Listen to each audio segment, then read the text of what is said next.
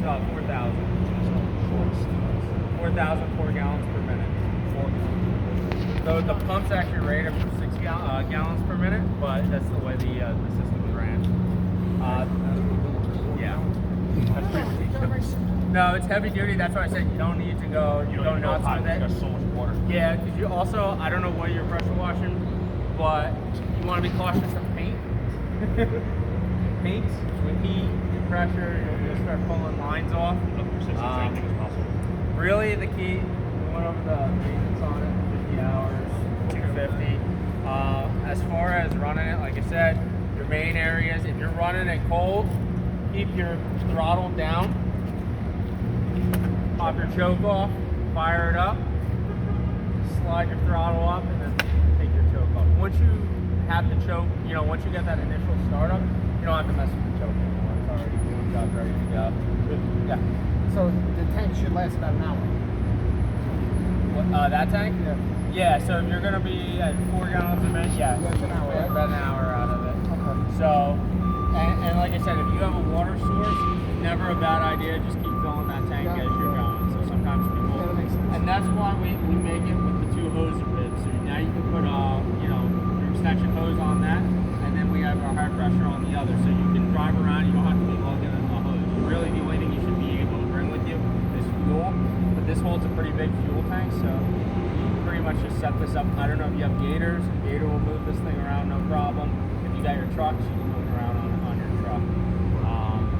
As far as storing your handle, you can lock it in here. I would store it with that. My suggestion, if you're moving it from truck to truck, listen to the truck so it just doesn't get kicked around. Because even though it fits here, it's going to get bouncing around. And then as far as your surface tool, the only thing you're going to have to keep in mind if you're switching from gun to gun, you got to pull the water off. It's hot, and you have to shut down the unit, pressurize it, and now you can. But what's nice is you don't got to sit there and turn water off, water on, water off, water on, because you're drawing from a system. So right now it's not yet. Normally you'd have to go turn the bib off, because this thing would be spraying all over. Yeah. Oh, that is pretty good. So while I'm here, does anybody want to run it, or anything you want me to go deeper into detail about?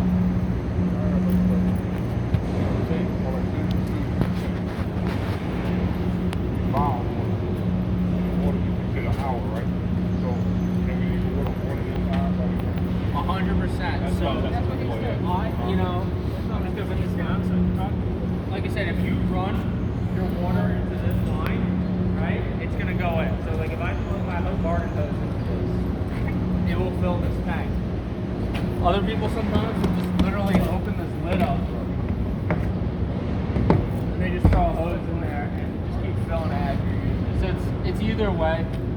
This may be easy if you're actually utilizing this reel. So let's say when we're done, we want to put a garden hose on here. What I would do, take the male end of it, put it through the center slot, and then I would put it down in through here, and then plug it in, and then pull it up, wind it up. That's it. This holds 50 feet. Technically, you probably can get away with putting an extension on this if you really want to. But that's the whole point of a trailer. You should be able to park this wherever you need and be able to utilize what you have. This one? Oh, so you have a trailer mounted one. Okay. Just With no water source. No water tank. Okay. The whole thing is gigantic. So this And it's like twice the size of it. This will stay on here, we'll just roll it up. Yep, so like perfect example, I'm not gonna roll it completely, but if you notice, I have it through this hole, and that you're basically gonna copy what I did with the garden hose on that side, and now I can just Oh, we have makes it nice and quick and easy. And then once I'm done, once everything's up, No. just lock it, you return it, and now it's locked. So, and then when you're done, when you get to the spot, you unlock it, and you just all you gotta do is just pull out the hose. These hoses can't be kinked or anything. This is a lot easier than sitting there trying to mess with a high pressure hose. Oh, that real good. And then like I said, storage boxes, my suggestion in these boxes, maybe keep some some extra wrenches, towels, whatever you're gonna need for this unit. Basic maintenance. Basic maintenance stuff. Scroll key. You are gonna have your. Small height key. I'd probably keep this in your office. If you want to register this as a trailer, you can. It is DOT certified, so you can take this out on the road. Yeah, it need issue. And then we have two manuals. That's for the booklet. This is for the burner system itself. So, I keep it away from the unit. Nice thing about these units too is, let's say this is a TRK 2500, right? So if you go to Karcher.com, you put in, or go to Google, you put Karcher TRK 2500 pressure washer, bring it to the site. You don't get the manual, everything right on the website. Any answer on that? A lot of them now, you can even get parts size right on the website. Yeah, I've done that too. You just save it to your phone, like from the website itself. Done that a couple of times. Well, I know you guys are pretty well versed on pressure washer. So the booster with pressure is just a little bit different than what you had. If you want, we can fire it up, run it. You guys know how to do it. You remind me. So to start, let's see, get a choke on it. I'm just gonna start it right there. Fire it up. Now you always want this in hand, because once this fires up, you're gonna want to start purging this out real quick. So what we're gonna do is just turn it on.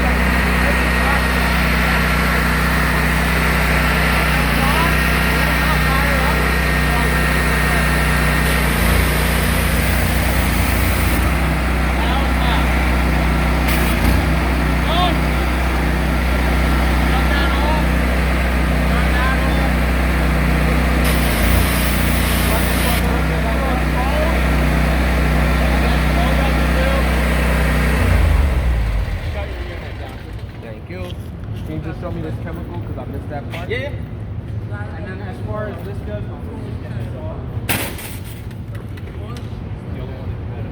Right? Yeah. Runs. Put that through there. Give it a little bit. Stars before you come and full. As far as the chemical, When you ran over, then did you gauge your heat? you want to use this. Now, whenever you're doing this, messing with any of these fittings, we want to make sure everything's cool to the touch. This is warm right now. I barely ran this heater. I don't change this thing while the machine is running. Turn it off, right? Oh, you can't. You want to shut it off, and like I said, you want to be cautious because I'm right near a burner right now. And that's It's hot. warm, but this is warm right now. All your brass fittings are going to get very hot. So if you want to run this, if you decide you're going to use this, I put this on in the beginning of the shoot. Right before the. Alright. Undo that. And this is just, it's inline. So all it does is it goes in. And that's it. You pull it down and then you feed it into a bucket. Do we in theory just keep it on, or you gotta take it off and detach it every time? You don't have to detach it every time. Big thing is just make sure. Now right now it's all neat because it's zip tied. Right. When it's not, it's going to be hanging down on the ground. So you want to make sure you can secure it some way. So whether you have a Velcro, something like that, if you are transporting, just make sure it's hanging low. We just want to keep it away from this. So it don't melt, right? So it don't melt. But yeah, if you want to keep it on, it's not going to do anything. Basically, it will not feed until you actually undo that handle. And what that handle is doing, it's bleeding pressure out of the gun. So once it gets below a certain PSI, it allows it to actually start drawing chemical up. When you're at high PSI, it just bypasses this. It will not allow it to actually draw chemical out. So that's what happens. You bleed it, PSI drops out of the gun. Now it starts feeding that chemical up through the gun. You're spraying it, and then once you tighten that handle back, PSI increases, it bypasses this. So, like when we use the surface scrubber, we won't be able to get chemical on the floor? No, just because that works at too high of a PSI. So if you, in theory, if you wanted to use in conjunction with that, now you're going We'll have back. it done first. And Yeah, then and my suggestion with that is if you're gonna do all that, right? If you're gonna pre-soak with the gun and then come back with that, do it cold, because you're not gonna want to be able to switch that back. So do it cold. So basically, start it up, draw your chemical. Don't even put the burner on. Right. Do it cold. Just spray all your chemical down. Then once you're good to go, unhook that, hook up your surface cleaner after you shut the unit off so it's not pressurized. And then, yeah, now you can turn the burner up and do the high temperature. So it's no matter what you do, it's going to be a multi-step process, but all the tools you need are right here. Yeah, and that's pretty much it. As far as if you, I don't know, do you work out of a 1 gallon or you work out of 5 gallon buckets with your chemical? Right. Yeah. Just that we haven't had. But we gotta dilute it anyway. Okay. Yeah, I was gonna say you'll just have to figure out where you're gonna put it. Some people just lay it on the ground. I've seen people hook some sort of apparatus where they keep their soap with the unit. That's completely up to you. I'm not telling you. You know, each site kind of tailor makes these to as they are. This is also a. Yeah, well, no, this is. Think of if the pressure or the temperature gets too hot. Yeah, think of it like on a hot water heater where it flushes. Same thing with oil.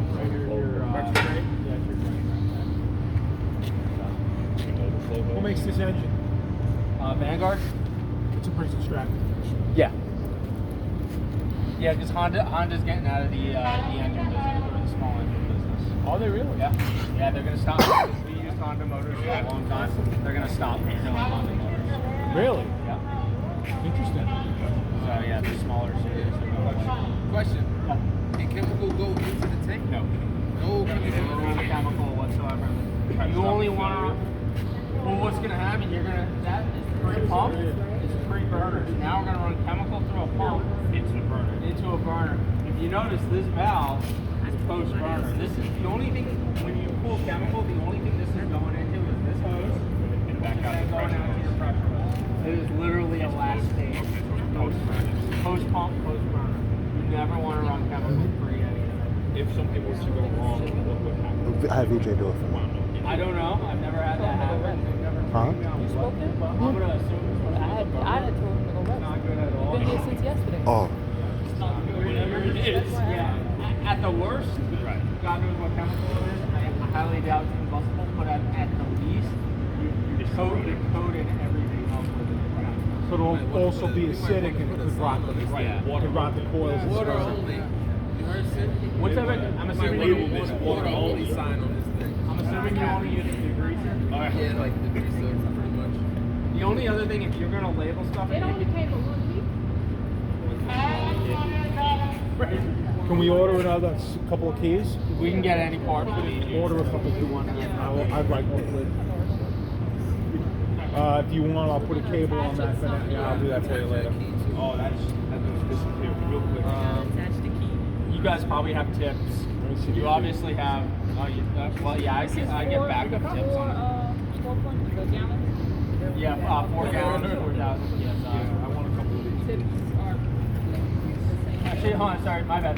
This is 3,500 PSI, 4.7 gallons per minute. The reason I said we make different models, so I didn't look at the plate to see which model this we is. have tips that are so I have to order the tips that are Yeah, yeah.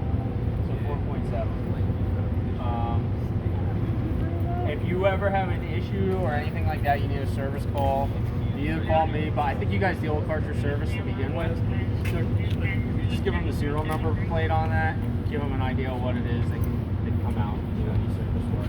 If you need to escalate it, just bring it up to me and I'll get involved. How long is this warranted for? So the pump is warranted for 7 years post oil. Other than cracking from freezing. Other than, yeah, so that's usually on the pre-oil. Warranty on the motors for 3 years. And I will double check that. I know our roto mold warranties are 10 years,